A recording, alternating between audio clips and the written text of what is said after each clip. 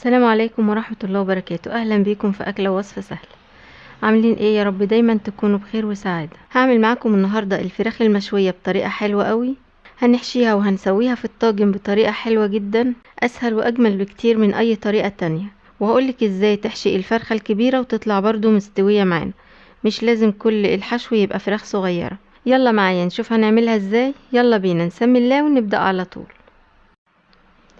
معايا 5 بصلات صغيرين، هقطعهم في الكبة ومعاهم قرن فلفل احمر. هنفرمهم في الكبة فرم ناعم. لو ما عندكيش كبة ممكن تعملوهم بالمبشرة عادي.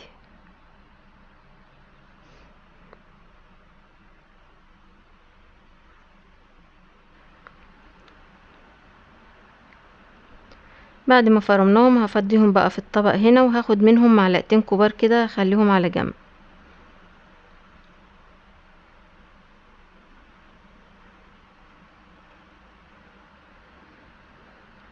هنحط عليهم بقى ربع معلقة من الملح، ورشة من الكمون، ورشة من الفلفل الاسود. هندعكهم بقى كويس قوي كده في بعض لحد ما ندوب الملح والبهارات اللي احنا حطيناها كلها كويس قوي مع البصل.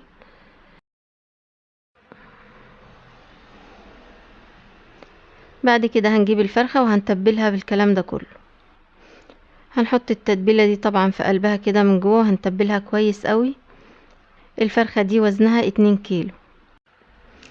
هنعمل فيها حاجة حلوة قوي هتخليها تستوي زي الفراخ الصغيرة بالظبط واكتر كمان. هنجيب السكينة وهنقطع الصدر زي ما انتوا شايفين كده ل3 حتت او 4 حتت.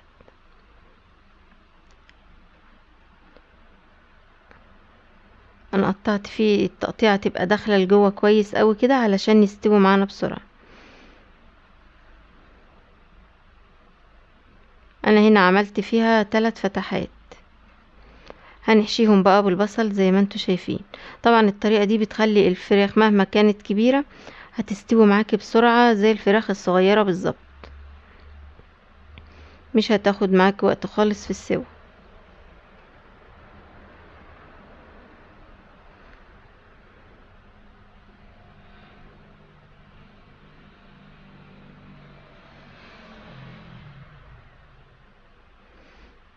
اهو زي ما انتوا شايفين تبلتها كويس قوي من كل حتة. هنركنها بقى بالتتبيلة بتاعتها دي بقى شوية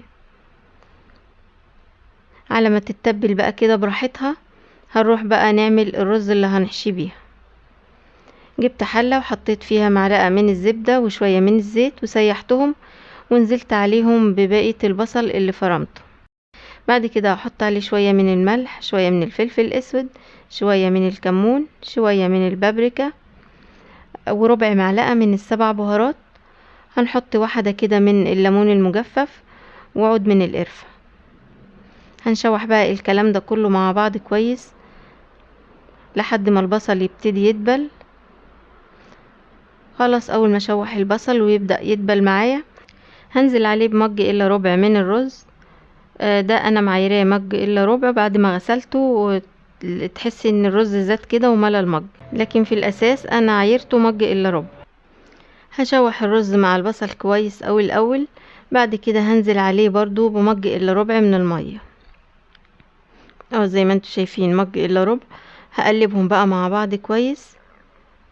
بعد كده هدي عليه النار وهسيبه بقى يستوي على نار هادية. هو هيستوي نص سوا بالطريقة دي. وده بقى بعد ما الرز استوى معانا نص سوا طلعته في طبق وفردته زي ما انتوا شايفين كده علشان يبرد. ما ينفعش نحشيه في الفراخ وهو سخن.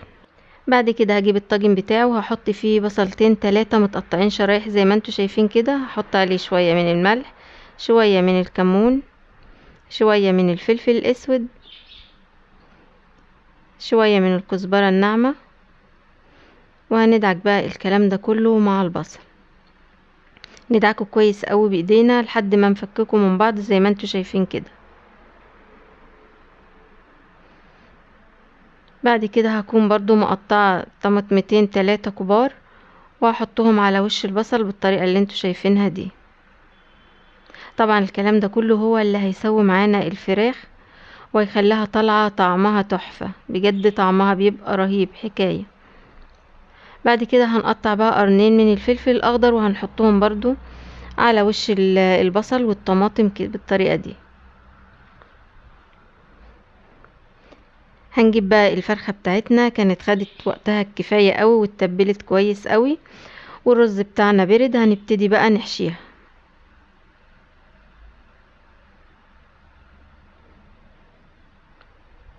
هنحشيها كويس قوي بقى، مش هنخاف بقى ان هي تفرقع ولا حاجة، لان احنا حاطينها في الطاجن.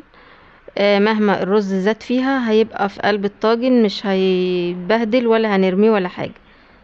اي رز هيزيد منها وهينزل في الطاجن هيبقى تحفة جدا. نحاول بقى نحشي الجناب من عند الوراك، في حتت بتبقى فاضية داخلة لجوه كده، نحشيها برضو. هنحشي بقى الفرخة بتاعتنا هنا بالطريقة دي بقلب جامد، ما تخافيش. الرز كده متسوي، مش ناقص غير حاجة بسيطة ويكمل سوا. نفس الوقت مش هنخاف بقى ان هي تفرقع ولا الكلام ده كله. زي ما قلنا الطاجن بتاعنا هيحافظ لنا على كل حباية رز هتنزل منها. نحشي بقى كل الرز بتاعنا، ما نسيبش منه حاجة بره خالص. هنحط برضو الليمونة بتاعتنا، وهنحط عود القرفة مش هنسيبه. هنشيل بقى الفرخة وهنحطها على وش الطاجن زي ما انتوا شايفين كده. مش عايزة اقولكم بقى شكلها وريحتها تحفة بجد، ريحتها وطعمها بيبقى خطير. هنكون مقشرين بقى 4 بطاطسات صغيرين كده في الحجم او بطاطس وسط، وهحطهم سلام بالطريقة اللي انتوا شايفينها دي. بعد كده هنجيب بقى قرنين فلفل اللي هو الشطة وهنحطهم، بيدوا برضو ريحة حلوة قوي للطاجن بتاعنا. البطاطس طبعا لازم نحطها سليمة زي ما انتوا شايفين كده، علشان الطاجن هياخد وقت في الفرن، فالبطاطس ما تطلعش مهرية. هنجيب بقى فرخ من الورق الزبدة وهنحطه الاول، عشان مش عايزين الورق الفويل يبقى ملامس الفراخ مباشرة. هنحطه كده، وبعد كده هظبطه بقى بالمقص على قدها، عشان ورق الزبدة ما يبقاش طالع بره، اخاف يتحرق، فخلينا في الامان ونشيل الورق الزيادة. بعد كده هجيب الورق الفويل وهقفل بالطريقة اللي انتوا شايفينها دي. هنقفل على الطاجن كويس قوي عشان مفيش اي بخار يطلع منه. بعد كده هنبقى مشغلين الفرن على اعلى درجة حرارة. هنشيل بقى الطاجن بتاعنا وهنحطه على الفرن، على ارضية الفرن على طول، مش على الشبكة. بعد نص ساعة بنشيل الطاجن بتاعنا ونحطه على الرف الوسطاني ونسيبه يكمل سوا. قبل ما تدخليه الفرن حطيه 10 دقايق على عين البوتاجاز على نار وسط، علشان يسخن معاكي بسرعة وما ياخدش وقت في الفرن. على ما الطاجن يستوي هنعمل بقى شوية ملوخية. حطيت الشوربة تغلي، بعد كده حطيت عليها الملوخية. دي ملوخية كنت انا مفرزاها في الفريزر، خليتها تفك وحطيتها على طول في الشوربة المغلية زي ما انتوا شايفين كده. بعد كده جبت الطاسة اللي هنعمل فيها الطشة بتاعة الملوخية، جبت معلقة كبيرة من السمنة وحطيت معلقة كبيرة من الثوم، وهنشوحهم مع بعض زي ما انتوا شايفين كده. وقبل ما الثوم يصفر هنزل عليه برضو بحوالي معلقة كبيرة من الكزبرة الناعمة. هنقلب كله بقى مع بعضه على نار هادية خالص، علشان الثوم ما يتحرقش بسرعة. اول ما الثوم يبتدي يصفر هشيله على طول وهحطه على الملوخية. ما نستناش على الثوم لما يحمر خالص، علشان بيدي طعم مر، لكن كل ما تحطيه هو اصفر يبقى ريحته حلوة وطعمه جميل. بعد كده جبت بقى الطواجن الصغيرة بتاعتي وحطيت فيها الملوخية،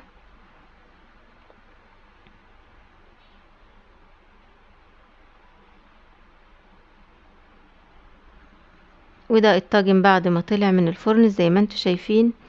الفراخ طالعة مستوية خالص بجد، ريحتها تحفة، والرز بقى طالع مستوي كويس ومفلفل، بجد طعمه تحفة جدا. زي ما انتوا شايفين اي رز زيادة بيطلع في قلب الطاجن، مفيش حاجة فيه بتترمي خالص. والخلطة بقى اللي تحت مش عايزة اقولكم بقى مدية ريحة وطعم للفراخ رهيب.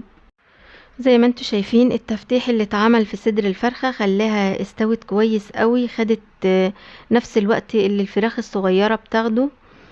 بجد طعمها رائع جدا، ريحتها جميلة جدا، حاجة كده في منتهى الجمال. وبكده اكون خلصت معاكم طريقة الفراخ المحشية. اتمنى الطريقة تكون عجبتكم، اتمنى تجربوها، وبألف هنا وشفا.